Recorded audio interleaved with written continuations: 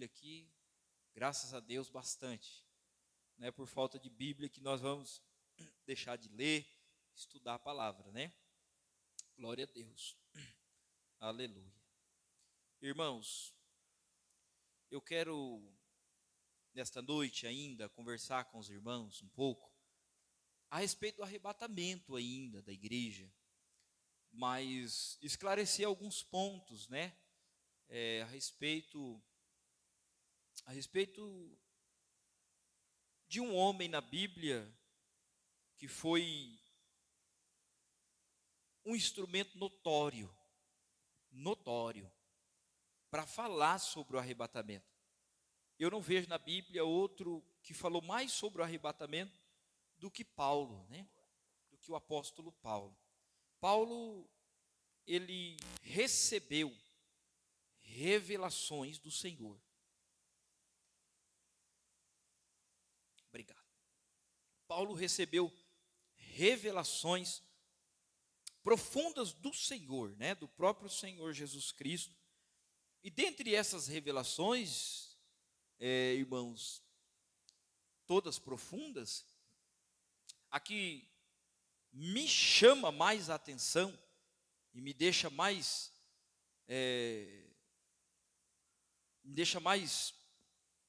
assim, fugiu até a palavra, né, para falar a respeito das revelações de Paulo, mas a que me deixa mais, assim, com vontade de aprender mais, é aquilo que o Senhor revelou para Paulo acerca do arrebatamento da igreja, acerca da vinda do Senhor. E para que nós venhamos entender, irmãos, um pouco sobre o que Deus fez na vida deste homem e as revelações do Senhor Jesus, nós precisamos olhar um pouco para os evangelhos e ver que o próprio Senhor Jesus, ele não citou claramente aquilo que Paulo claramente citou para nós a respeito da vinda do Senhor, dando a entender que Jesus, ele omitiu falar aquilo que Paulo no futuro falaria, porque o Senhor Jesus tinha um propósito maior para nós, por intermédio da vida de Paulo, né? Que foi revelar a Paulo, para que ele explicasse aquilo que o Senhor Jesus não quis claramente dizer, né? Então, quem sabe Jesus te escolheu, e dentre muitos te chamou, para que você seja o instrumento dele na terra, para falar aquilo que ele não falou, né? Aquilo que ele não falou claramente. Porque o Senhor Jesus, ele deixou para instruir os seus discípulos e para também nos instruir, pois também somos discípulos do Senhor, acerca de coisas que ainda, irmãos, não estão claramente reveladas a muitos, né? Está na Bíblia, por certo, mas ainda há muitos que não entenderam e não compreenderam. E por intermédio de você, eu creio que o Senhor vai trazer ao conhecimento de outros, como Paulo, né, chamado por Deus, ele fez, nos clareando aquilo que era mistério, né? Aquilo que estava em oculto. Para isso eu quero que você abra a tua Bíblia comigo no livro de Atos. Livro de Atos,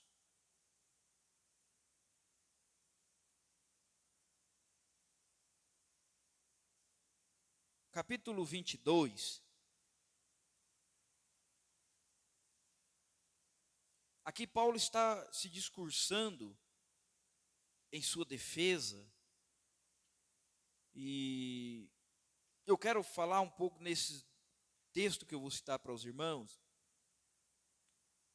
a respeito do chamado de Paulo, né? Como que era diferenciado o chamado dele. De todos os apóstolos, ele teve um chamado diferenciado. Está escrito nos textos bíblicos. Mas antes de você abrir no capítulo 22, vamos ali no começo de Atos, onde tem a conversão de Paulo, para nós pegarmos em sequência aqui o estudo, né? Está no capítulo 9.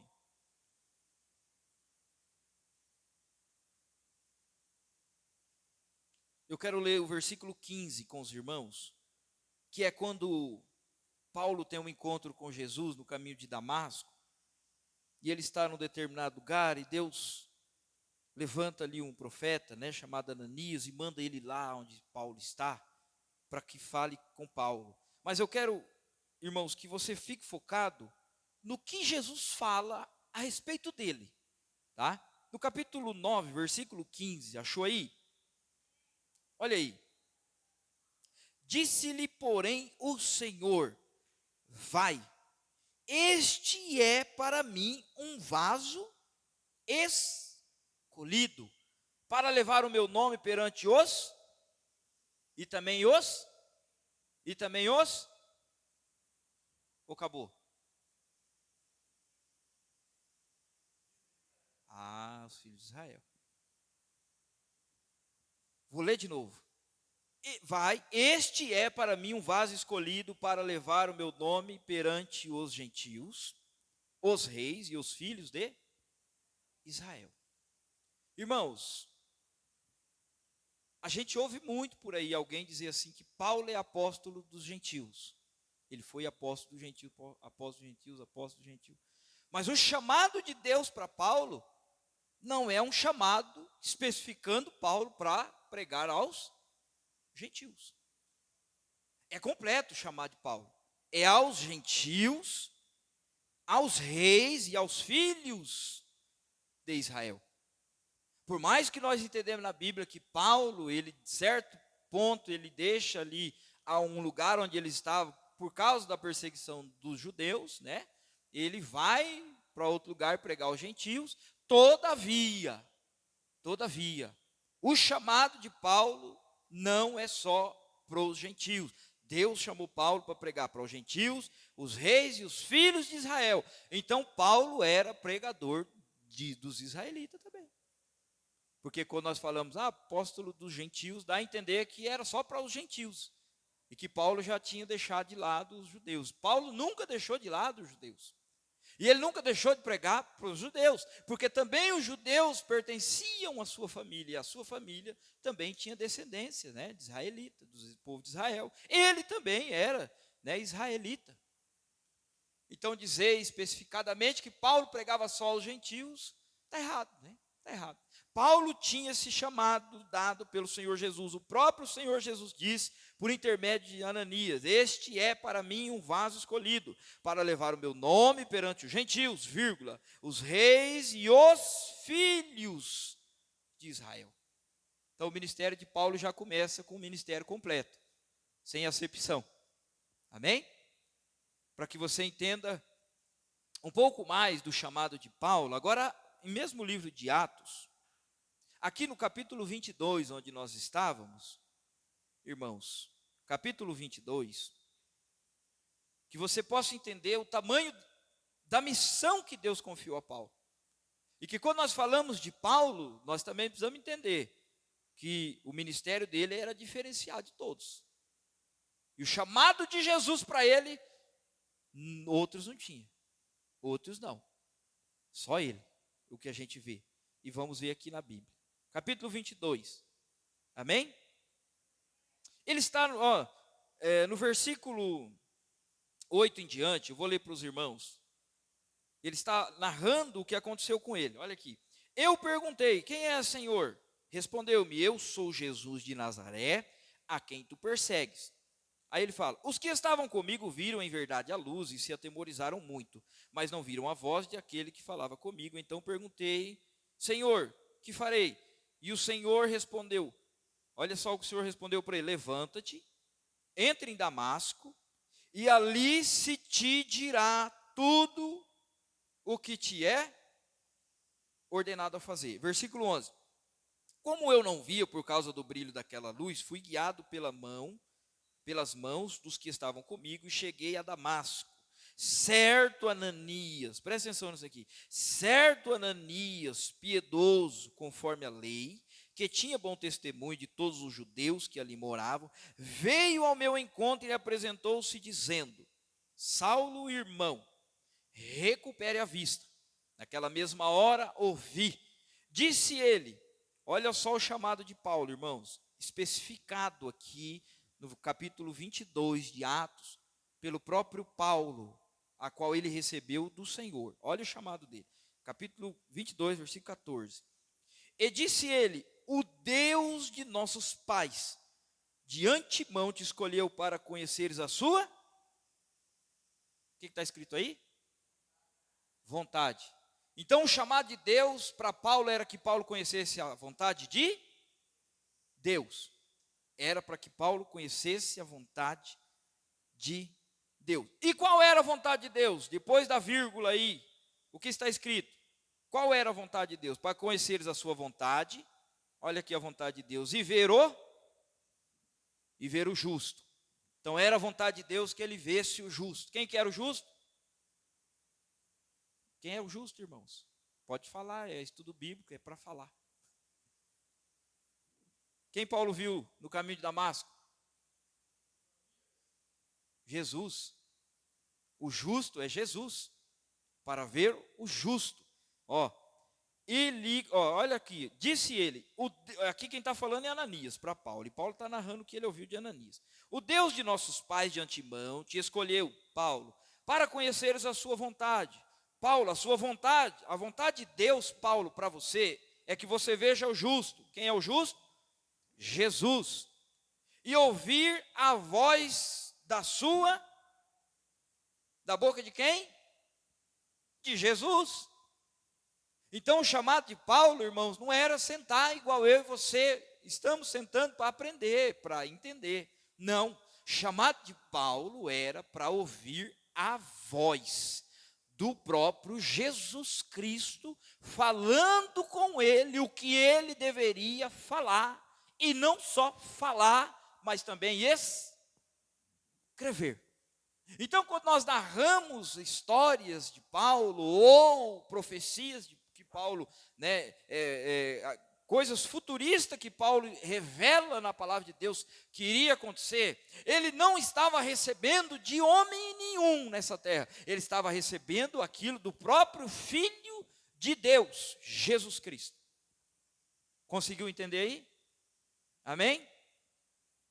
Olha, eu vou ler de novo. E disse ele: o Deus de nossos pais de antemão, Paulo, te escolheu para conheceres a sua vontade. Paulo, Deus te chamou e te escolheu para conhecer a vontade dele. Qual é a vontade dele, Paulo, para você? Sabe qual é, Paulo? A vontade dele para você é que você vai ver o justo. Você vai ter a oportunidade, Paulo, de ver Jesus.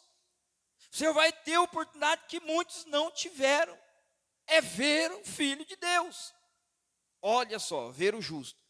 E outra coisa, Paulo, melhor ainda para o teu ministério, para o que Deus te escolheu e para aquilo que você é chamado por Deus, você vai ter a oportunidade de ouvir a voz que sai da sua boca. Ele vai falar para você e com você, Paulo, você vai ouvir a voz dele. Entendeu aí?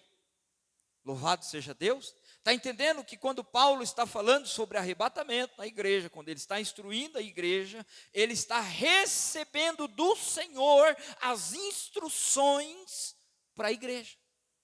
Louvado seja Deus. Glória a Deus, irmãos, por isso. Amém? Deus seja louvado. Versículo 15, só para nós fechar esse texto aqui, no mesmo capítulo, olha só o que segue dizendo: hás de ser a sua testemunha para com todos os homens do que tens visto e ouvido. Testemunha para com todos os homens. Isso inclui judeu, isso inclui gentil, isso inclui qualquer raça, tribo, língua e nação, aonde Paulo ia levar o evangelho. Amém, irmãos? O ministério de Paulo era muito completo, né? Glória a Deus, né? E alegria nossa, porque se não fosse por ele e o chamado dele, nós não teríamos em mãos os conteúdos bíblicos e instruções para a igreja que nós temos, né? Deus é bom para com a nossa vida. Aleluia. Então isso fazia parte do chamado de Paulo. Entenda, irmãos, que em Atos, lá no capítulo 9, você tá vendo, nós começamos a ver como que uma esferazinha que é pequenininha e vai crescendo. Porque à medida que nós vamos ouvindo a respeito do chamado de Paulo, nós vamos entendendo mais ainda a grandeza do chamado e do ministério dele. Porque lá em Atos dos Apóstolos, lá no começo do capítulo 9, né, narra a experiência que ele teve, né, e o princípio do chamado que ele teve ali, onde ele fala que, Ananias fala para ele, olha, você é um vaso escolhido para levar a palavra de Deus, né, Deus te escolheu de antemão, para levar a palavra dele para os reis, para os gentios, para o povo de Israel.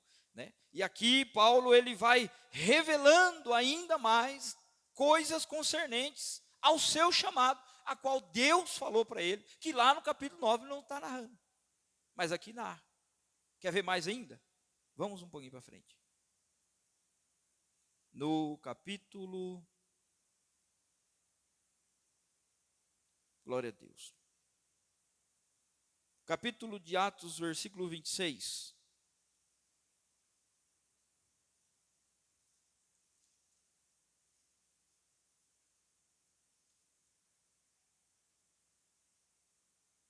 Capítulo 26 de Atos. Eu quero ler com os irmãos o versículo. Eu vou ler o 14, aí eu vou focar num texto aqui com os irmãos. Amém? Olha só o que diz. Caindo nós todos por terra, ouvi uma voz que me falava em língua hebraica: Saulo, Saulo, por que me persegue? Dura coisa é resistires aos aguilhões.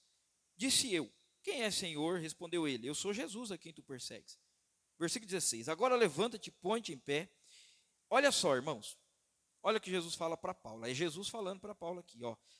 Levanta-te e põe-te em pé. Eu te apareci por isto. Aí Jesus especifica para ele: eu te apareci por isto, para te fazer ministro e testemunha tanto das coisas que tens visto. Paulo estava vendo Jesus ali, quando Jesus falava com ele, né? Por mais que o brilho, a luz ofuscou os seus olhos, todavia ele viu uma luz que ofuscou os seus olhos, né? Olha aqui. Como daquelas pelas quais te aparecerei ainda. Então Jesus está falando com Paulo que ele chamou Paulo para ser ministro, testemunha, tanto das coisas que Paulo até ali já tinha visto, que tens visto, como daquelas pelas quais te aparecerei ainda. Jesus está falando para Paulo, irmãos, lá quando ele está tendo a experiência do caminho de Damasco, que ele ainda iria aparecer para Paulo durante o período do seu ministério. Aí quando você olha para o texto de Santa Ceia, você vê Paulo falando assim: porque eu recebi do Senhor o que eu também vos ensinei. Paulo não estava lá com Pedro, com os apóstolos. Paulo não estava com aquele povo lá na Santa Ceia. Ele fala: eu recebi do Senhor o que eu também vos ensinei. E aí ele fala coisas concernentes, irmãos, o reino de Deus para os irmãos da igreja de Coríntios acerca da Santa Ceia. Eu já preguei esses dias aqui para os irmãos, falando um pouco sobre o sentido espiritual da Santa Ceia. E o próprio Filho de Deus, Jesus, aparece para Paulo, narrando para ele as coisas concernentes à igreja. É o mesmo Paulo que ele, não falando que era ele, mas nós entendemos que ele teve um arrebatamento, né?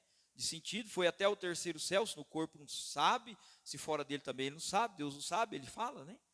E lá viu coisas inefáveis, sem explicação, que ao homem não é lícito contar, né? Não é lícito contar, porque ele teve revelações do céu, coisas maravilhosíssimas, a qual o Senhor lhe mostrou, porque fazia parte do chamado de Paulo, ver as coisas do Senhor, ouvir a voz do Senhor. Paulo foi ao terceiro céu, viu, não podia contar, né? E a gente sabe que Paulo contou muitas coisas concernentes ao reino dos céus, muitas mesmo. Mas quando eu vejo esse texto da Bíblia, que ele não podia contar essas coisas, né? Não era lícito contar, ele não foi permitido revelar coisas ainda mais profundas para nós, coisas ainda mais profundas, porque pode ser que, provavelmente, irmãos, nós não suportaríamos ouvir o que ele diria, ou não entenderíamos, ou o povo do seu tempo não entenderia. De alguma coisa Deus não permitiu que Paulo falasse, mas nós sabemos que, mesmo que Paulo não revelou coisas que ele viu no paraíso, né? No reino de Deus, no céu, nós sabemos que Deus permitiu que através de Paulo chegasse para nós que o Senhor Jesus, ele vem buscar uma igreja, que o arrebatamento aconteceria. Paulo é o apóstolo que mais fala sobre o arrebatamento. O chamado de Paulo era pregador, apóstolo e mestre, né, ou doutor. Então Paulo tinha um ministério diferenciado de todos os apóstolos. Não só era diferenciado o ministério de Paulo, né, nas questões revelações, mas também, irmãos, em testemunho, né, testemunho, porque o próprio Senhor chamou ele para dar testemunho das coisas concernentes ao reino de Deus. E há quem diga que quando Paulo queria contar as coisas concernentes ao reino de Deus, né, por causa das revelações, para que ele não se exaltasse por causa das revelações, que ele até queria, por certo, fazer ou falar, né, lhe enviado um espinho na carne, aí ele fala lá, um mensageiro de Satanás, que foi mandado ou enviado para me esbofetear, né. Irmãos, quando nós olhamos para as Escrituras e vemos mensageiro de Satanás, claramente dá para a gente ligar esse mensageiro de Satanás a demônios. A demônio. Porque nós conhecemos a Bíblia dizendo para nós que nós somos ministrados e que há anjos ministradores da parte de Deus, enviados pelo Senhor para ministrar aos santos, são conservos nossos, né, para cuidar de nós, para cuidar da igreja. Então são mensageiros do Senhor, enviados do céu para a terra, né, para a obra do Senhor aqui, para a vontade de Deus. E nós entendemos também que Satanás tem seus mensageiros, demônios, né? Demônios, mensageiros de Satanás, demônio.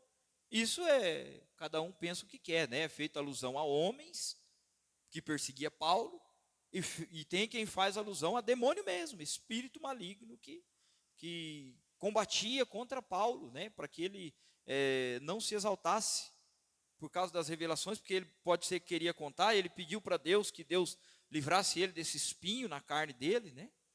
E tem gente que coloca tanta coisa para o espinho na carne de Paulo, a gente não tem tanta informação, então não é bom nem falar, né? O que a Bíblia fala pouco, se nós falar muito, nós é louco. Ouvi um pregador dizendo uma vez, né?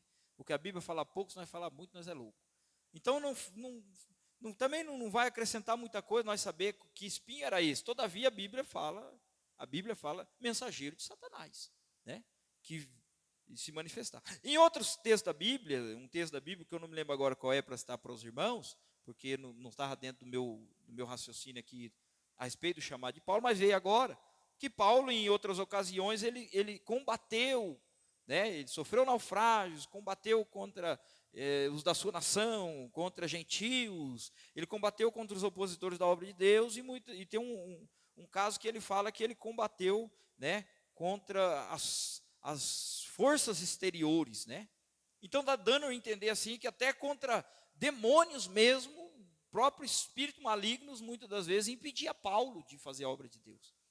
Lembra quando aquela mulher chega lá, Paulo, se não me falha a memória, ele está junto com Silas, e a mulher fala, eis aí esses homens, servos do Deus Altíssimo, e começa a elogiar Paulo, aí Paulo olha para a mulher e repreende o demônio dentro dela, né? Que queria que ele se exaltasse, né? Porque até então a mulher estava citando coisa boa dele. Eis aí esses homens, servos do Deus Altíssimo. Não tinha nada de problema nisso, né? Mas Paulo entendeu que aquela palavra era maligna para que ele se exaltasse, né? E ele não era exaltado. Nós conhecemos a história de Paulo. Paulo, já cheio do Espírito Santo, viu o demônio dentro da mulher e falou, para trás de mim, Satanás. E repreendeu o demônio saiu da mulher. por isso eles foram presos lá, os irmãos conhecem a história, né? Em outro caso também, Paulo está pregando para uma autoridade, e essa autoridade tem lá um servo, e o servo lá começa a querer impedir Paulo de pregar para o homem, e Paulo repreende ele, né? Para trás de mim, Satanás, né? Que não conhece as coisas de Deus, só as coisas dos homens, e fala alguma coisa assim no sentido assim, desta hora em diante ficarás cego, né? E na hora cai uma cegueira sobre o cidadão que estava tentando impedir ele de pregar a palavra. Então Paulo tinha claramente entendimento, irmãos, de quem é que falava na boca das pessoas que estavam perto dele, se era o Espírito Santo ou se era demônio, né? E quando ele via que era ocasião, ele expulsava mesmo, para trás de mim, Senhor te repreenda. Ele repreendia, expulsava o demônio da pessoa, porque ele tinha essa convicção. Ele tinha essa convicção. Glória a Deus. Glória a Deus pelo ministério de Paulo, né? Na nossa vida. Mas só para nós terminarmos, né? No versículo 16, quando Jesus fala: agora levanta-te, põe-te em teu pé, eu te apareci, por isto. Jesus especificando: ó, eu te apareci por isso, para te fazer ministro e testemunha, tanto das coisas que tens visto até aqui, como daquelas pelas quais te aparecerei ainda. Irmão, Jesus aparecia para Paulo constantemente no seu ministério. A cada dificuldade que chegava a Paulo, Jesus falava para ele. Porque ele sempre tinha mandamento do Senhor. Sempre tinha algum mandamento do Senhor para a igreja, né? E os mandamentos que eram do Senhor, ele não estava falando porque ele recebeu de Pedro, recebeu de outros. Não, ele recebeu do Senhor aqueles mandamentos. E tudo que nós vemos escrito por Paulo, né, ele recebeu do Senhor. E quando não recebia do Senhor, ele falava assim: quanto a isso, eu não tenho mandamento do Senhor, né? Porque até então ele não tinha recebido nada a respeito do assunto, mas ele dava o parecer: quanto a isso, não tenho mandamento do Senhor, mas deixo o meu parecer, né? Aí entrava a sabedoria de Paulo, que também vinha do Senhor, mas ele não falava que vinha do Senhor aquilo que ele ia falar: deixa o meu parecer, né? Então tem coisa que nós precisamos olhar para as Escrituras e entender. Versículo 17: eu te livrarei deste povo, Jesus ainda falando com Paulo, eu te livrarei deste povo e dos gentios, a quem agora te envio, né? Para lhes abrir os olhos e das trevas os converteres à luz e do poder de Satanás a Deus, para que recebam perdão dos pecados e herança entre aqueles que são santificados pela fé em mim, né? Jesus falando com Paulo, o próprio Jesus estava falando: eu te envio aos gentios, e não só aos gentios também, né? O próprio Jesus fala, né? Não só os gentios. Eu te livrarei deste povo e dos gentios. Este povo era todo o povo que estava ali, né? Principalmente os judeus, que eram opositores do ministério de Paulo, né? Jesus falou: eu te livrarei deste povo e te enviarei para os gentios, né? A quem agora te envio, para lhe abrir os olhos e das trevas converter à luz o poder de Satanás a Deus, para que recebam perdão dos pecados e herança entre aqueles que são santificados, né? Então Paulo, ele tinha esse chamado do Senhor, de que o Senhor prometeu para ele que apareceria para ele ainda muitas vezes. E é justamente, irmãos, nesse sentido que nós precisamos atentar em buscar e conhecer mais as cartas a qual Paulo escreveu concernente ao arrebatamento da igreja. Porque os que se temos de revelação a respeito do arrebatamento da igreja está com Paulo. E ele não guardou para ele, né? Ele mostrou para nós. É que nem o texto de Coríntios, capítulo 15, o versículo 51. Na verdade, eis aqui vos digo um mistério, né? Um mistério. Na verdade, nem todos dormiremos, mas todos seremos transformados. Porque Paulo fala ali, em verdade vos digo um mistério. Porque até então, irmãos, era oculto ao povo a respeito da ressurreição dos mortos. Eles não tinham tanta informação como foi dada por Paulo, por intermédio de Paulo, a respeito do arrebatamento da igreja e da transformação deste corpo mortal num corpo incorruptível. Era mistério, mas Jesus revelou para Paulo, para que Paulo falasse, para que nós pudéssemos entender aquilo que Jesus e a vontade de Jesus para a nossa vida, em compreendermos que Ele vem arrebatar o seu povo no momento, num abrir e fechar de olho, ante a última trombeta, como diz o texto, né? nós precisamos entender que o arrebatamento da igreja é para a igreja, aliás, né? É para a igreja. O arrebatamento da igreja não é para o mundo, irmãos, é para o povo de Deus, é para a igreja mesmo. Jesus vem buscar a sua igreja, a noiva dele, a qual é preparada pelo Espírito Santo, para que ele venha buscar. Amém? Irmãos, só para fechar o culto hoje, para nós não ir embora tarde, quando você começa a estudar escatologia significa estudo concernente às coisas do fim, tá? Então isso é o que significa escatologia. É o que nós estamos aprendendo aqui já há algum tempo, algumas terça-feiras, né? Quando você ouvir alguém pregando sobre arrebatamento na igreja, seja o irmão Cláudio, Marcos, outro pregador que vier, eles estão pregando escatologia, coisas concernentes ao tempo do fim, né? Ou tempo do fim desse mundo, desse sistema diabólico implantado no mundo, né, a qual o Senhor desfará pelo assopro da sua boca e aniquilará pelo esplendor da sua vinda, no final da grande tribulação, aonde ele vem com a igreja, porque o texto diz assim, é vindo o Senhor com milhares dos seus santos, né? O Senhor vem então com a igreja, ali no final da grande tribulação, já é mais um texto concernente ao arrebatamento da igreja, porque para os pós-tribulacionistas, aqueles que falam que Jesus vem no final da grande tribulação, eles não acham, irmãos, respaldo para convencer nós a respeito desta palavra, é vindo o Senhor com milhares dos seus santos, né? Então, como que se o arrebatamento vem, se para eles não existe arrebatamento, aliás, né, Jesus vem no final da grande tribulação, mas a Bíblia diz que ele vem com milhares dos seus santos.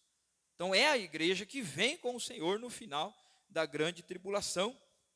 Então, como eles não creem que o arrebatamento da igreja ele vai acontecer num momento e num abrir e fechar de olho, também eles não vão acreditar, irmãos, que Jesus, no capítulo de João, deixa eu ver aqui que eu marquei aqui, só para nós encerrar o texto, eles não vão acreditar que esse texto aqui, Jesus, né, quase que meio que secretamente fala do arrebatamento. Quase que meio que secretamente. Mas dá a entender aqui nesse texto que é sobre o arrebatamento da igreja que Jesus está falando.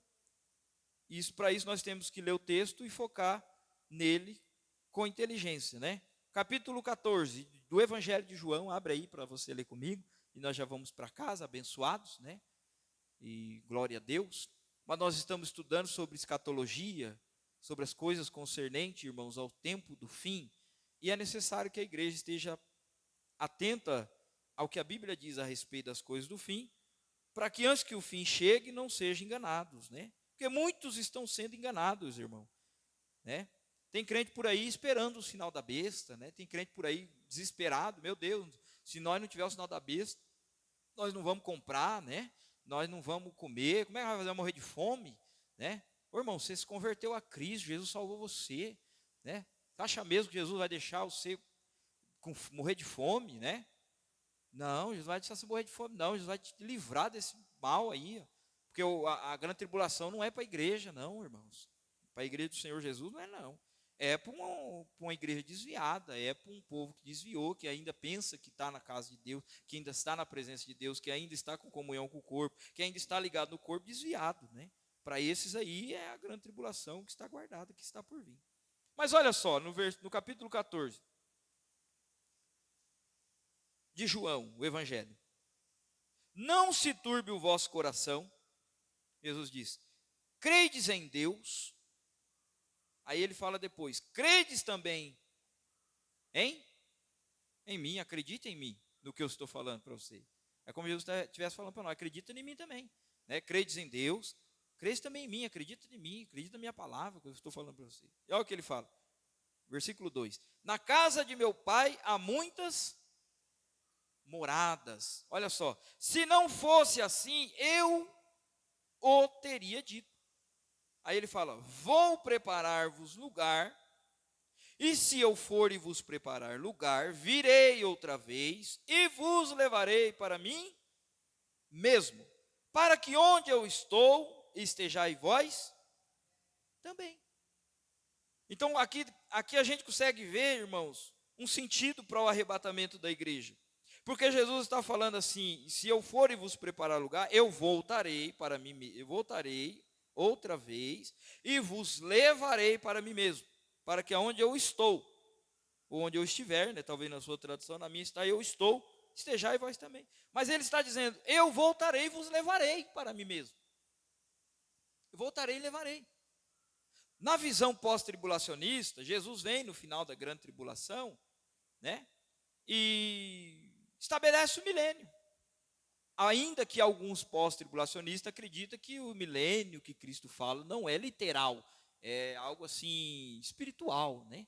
Mas não, para nós, segundo as Escrituras, é literal.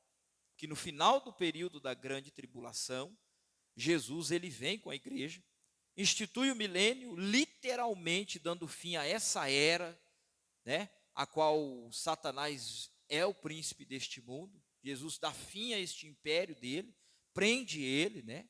E faz aquela limpeza na terra e transforma, né? Com certeza. Jesus ensina para nós, né? Um novo evangelho que é algo concernente ao milênio, porque é é um novo calendário, é uma nova história, é um novo tempo. Então, vai haver a necessidade de nós aprendermos dele o que hamos de fazer neste tempo, e ele vai ensinar a igreja. É por isso que a Bíblia também fala que ele regerá as nações com vara de ferro. E não só as nações serão regidas com vara de ferro, mas a própria igreja que estará com o Senhor também vai estar ali debaixo do seu governo, irmãos, das suas instruções, dos seus ensinamentos, no período milenar, né? Agora, este texto, eu falo para os irmãos, que faz menção do arrebatamento da igreja, e não só eu falo, mas quase que a maioria dos estudiosos pré-tribulacionistas fala que esse texto também é concernente ao arrebatamento da igreja, porque Jesus fala de vir e voltar, né? Eu voltarei e vos levarei, ou seja, vir, pegar alguma coisa e voltar, né? Para onde ele estava. Então isso é concernente ao arrebatamento da igreja, né? Porque no período depois da grande tribulação, Jesus, não tem sentido nós entender que Jesus vem no final da grande tribulação, pega a igreja, se o milênio vem em sequência, e vai levar a igreja para onde? Né? Então o texto ele tem essa revelação de nós entendermos ele, que Jesus fala aqui de uma volta dele na terra, e nessa volta que ele voltar, ele vai nos levar para onde ele está, e lá onde ele está, ele preparou moradas para nós, né? Se não fosse assim, ele não diria. Então, se ele disse, é porque tem morada para mim, tem morada para você, tem morada para nós. Amém, irmãos? Vale a pena, né? Servir a Deus em novidade de vida. Vale a pena renunciar ao mundo. Vale a pena, né? Renunciar o pecado. Vale a pena renunciar, porque essa vida é pequenininha, mas a eternidade é para todos sempre. Louvado seja Deus. Eu estava essa semana orientando meu filho a algumas coisas a respeito de santidade, que ele me pergunta, né? E falei para ele ler uns textos da Bíblia, entre eles Efésios, né? Que eu falei para os irmãos. E ele ficou muito contente, falou: pai, pelo que eu entendi aqui, nós não podemos ter nada do mundo em nosso coração. Falei: agora você entendeu? É isso mesmo. Se você leu e entendeu assim, continue assim. Mas nós ainda estamos no mundo. E nós usamos das coisas do mundo, irmãos. Mas precisamos usar das coisas do mundo como que se nós não fôssemos dono delas. Porque tudo que há no mundo passa, né? Mas a palavra de Deus permanece para sempre. Então vamos deixar o mundo meio de lado, né? Vamos deixar o que o mundo está trazendo para nós num cantinho aqui. E vamos pegar o que o Senhor está trazendo para nós e encher toda a casa interior do nosso corpo, para que nós sejamos salvos no dia do arrebatamento da igreja, né? Amém? Vamos colocar de pé? Nós falamos um pouco hoje com os irmãos sobre o chamado de Paulo e a responsabilidade dele a respeito de revelar coisas concernente ao arrebatamento da igreja, né? E pouco, tem muita coisa sobre Paulo, muito mesmo, né? Muito. Mas é só para os irmãos ter né, princípio de noção do tamanho do chamado deste homem de Deus e das riquezas que Deus, o Senhor Jesus, revelou para Paulo e que está diante de você. Está nas tuas mãos ao alcance de você, para você entender, aprender, né? E estudar e ser uma bênção no caminho de Deus, para a glória de Deus. Grandioso Deus e bondoso Pai, nós oramos ao Senhor nesta noite e agradecemos. Obrigado, Senhor Jesus, pela vida dos meus irmãos, por esta congregação, por tudo que ouvimos aqui neste lugar. Abençoe a todos de igual modo, de igual maneira, abençoando, perdoando, renovando. Senhor, sarando toda ferida, curando de toda enfermidade, seja ela física e espiritual. Em nome de Jesus oramos para a tua glória. Amém. O grande amor de Deus, a graça salvadora do nosso Senhor Jesus Cristo, as divinas consolações e a doce comunhão do Espírito Santo seja com todos, e todos digam amém.